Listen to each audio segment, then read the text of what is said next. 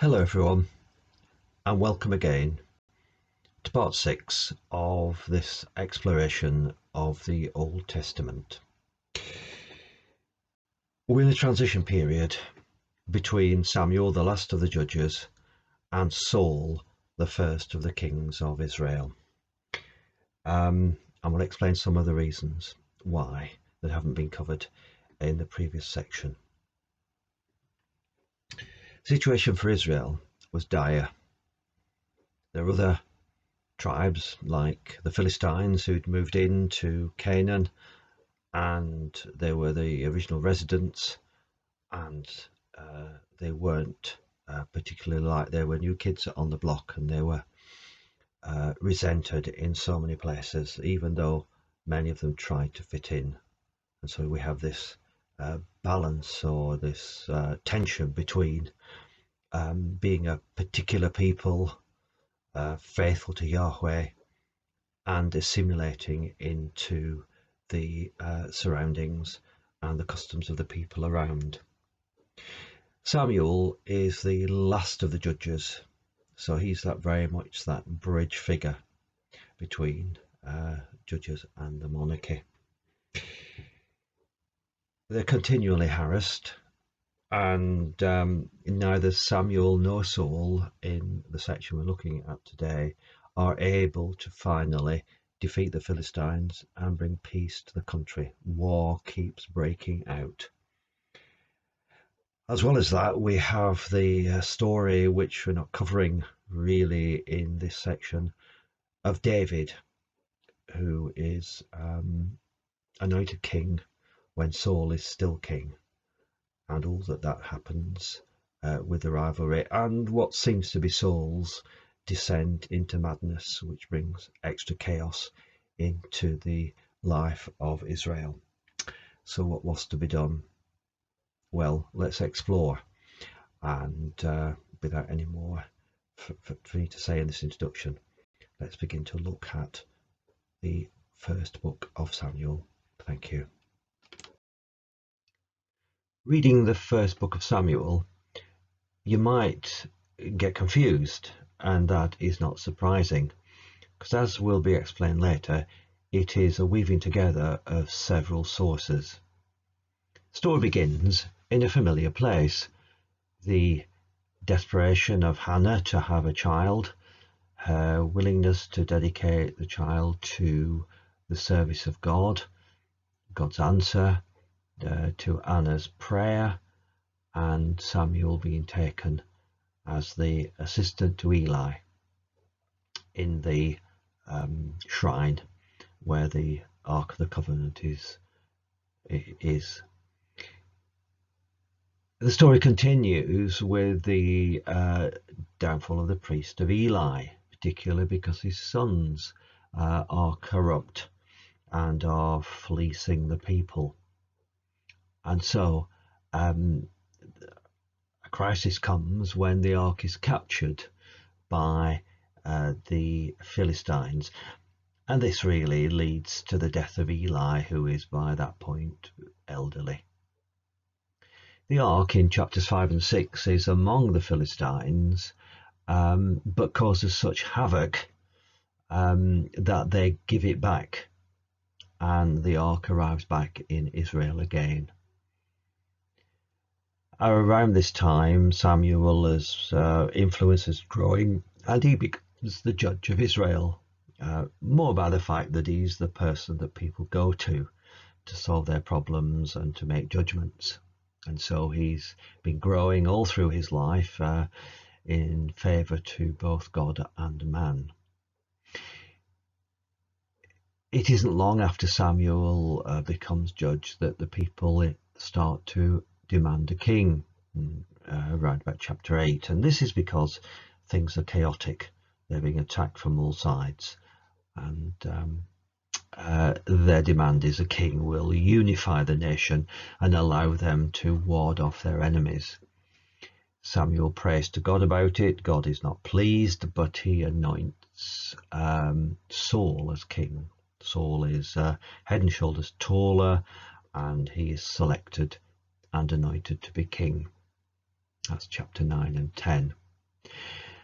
Not long afterwards, Saul goes out into battle and defeats the Ammonites. Now, the Ammonites are to the east of Jordan.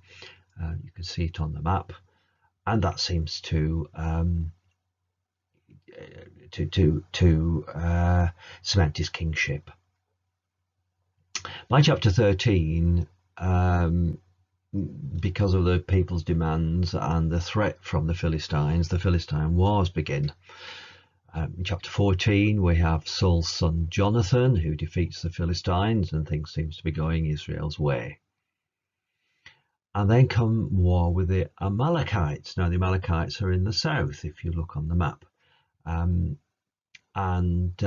God says this is a holy war, and in holy wars, everything has to be destroyed. The people and their goods and their livestock and their lands. It's a total annihilation. But they have good cattle and they have good sheep and they have lots of good things, and Saul thinks it's a better idea to distribute them among his men to keep their loyalty. And this Yahweh abhors, and he directs Samuel to anoint another king. He has rejected Saul, and so in chapter 16 David is anointed king. Samuel doesn't actually tell Saul what's happened, except that Saul is rejected by God. David comes on the scene in that famous story of the defeat of Goliath and of the Philistine army. And David is brought into Saul's court, but on their way, their journey of triumph, the girls come out singing, and they say Saul has killed his thousands, but David has killed his 10,000s. And a spirit of jealousy enters into Saul's soul, and he begins a terrible descent into madness, with in chapters 18 to 21 Saul trying to kill David. Saul's sons cause a slaughter of priests, that's chapter 22, and in chapters 23 24 and we see David on the run. Saul is constantly trying to find him and kill him. David each time says his Lord's anointed and spares his life. By chapter 25 we have the death of Samuel and the marriage of David to Abigail, the daughter of Saul. David in chapter 26 spares Saul's life again. But David's life is so much threatened.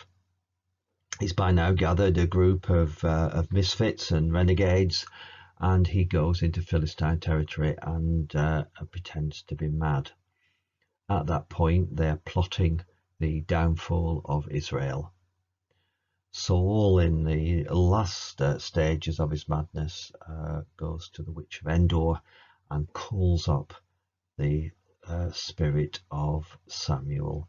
And Samuel tells him that for doing that he will be killed in battle. And sure enough, at the end of the first book of Samuel, Saul is killed and his sons are killed in battle. And the book ends on that terrible note. The timeline for Samuel and King Saul is round about 1000 BC, as you can see there. The territory has somewhat shrunk by then, and the Philistines have taken over much of the coastal plain, and they are threatening, as the first book of Samuel shows us very clearly.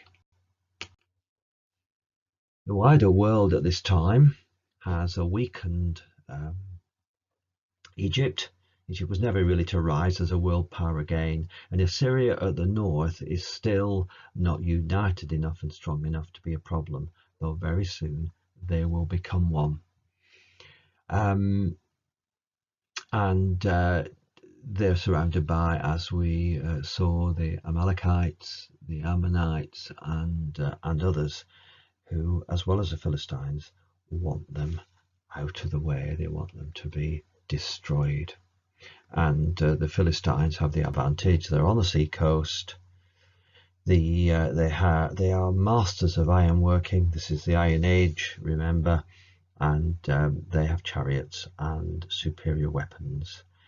The Israelites are living in the hill country, and they are better at guerrilla-style mountain warfare. And so whenever they descend to the plains, it doesn't work out well. The Philistines know that and are always trying to get them into their territory where they can beat them.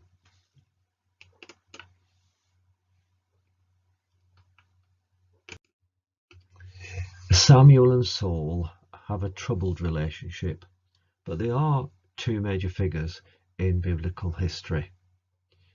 Of course, David is going to eclipse both in our next section. Tribal league was breaking down into rivalry, threat from other nations, caused the people to call for a unified leader who will be their king and form a dynasty. Because it doesn't happen with Saul, but it does happen through David. Samuel, the last of the judges, and he's the first in the line of major prophets who has as it were, a hotline to God, who God speaks through and who is directed by God and is faithful in that way. He's through these tumultuous times and the early years of Saul's reign. So it's a mixed and quite a confusing picture. Saul starts off, he is head and shoulders taller than all in Israel. He's acclaimed by the people. He has early victories, but then his jealousy of David seems to set him on a train to destruction. And so he starts to lose to the Philistines, starts to lose his way, and he's rejected by God for his disobedience. And his state of mind gets worse and worse. His hatred of David grows, and which takes his focus off what he should be doing, and that's bringing stability and peace to the country. And in this vendetta against David, and in the end, he is killed by the Philistines, and the Israelites suffer a terrible defeat. Now, skip over this bit if you just want an overview. This is perhaps going a bit deeper than some of you might want to do, so do feel free to skip over it. But here it is. We've got two interwoven accounts of the story in 1 Samuel. One of them is a favourable source, and here are the quotations. 1 Samuel chapter 9 verses 1 to 10:16. But we have hostile source who do not want a king, who see it as a rejection of Yahweh as their king, who want to remain a group of tribes and clans working together in a tribal league. And so they know what kingship brings, and Samuel explains that in those hostile chapters of just what it means to have a king. And of course they could see that from the kings around them. And so we have these two interwoven stories, and that can be a bit confusing, but there probably was these two factions within the country, and in that way it is probably quite an important balancing between the two rival views. And we'd like to finish with pointers to Jesus, and it is right to say that the first book of Samuel makes again little use of is little used in the New Testament. There is some foreshadowing of Jesus as the prophet and the priest. These two quotations are very similar. about God's favour and about the favour of people towards them. However, Jesus is the very opposite to Saul in kingship. While Saul was vindictive and capricious, Jesus is loving, forgiving, self-sacrificial, and wise. And so we end the first book of Samuel on a very sad note, and we pick up now on the story of David in our next section. Thank you.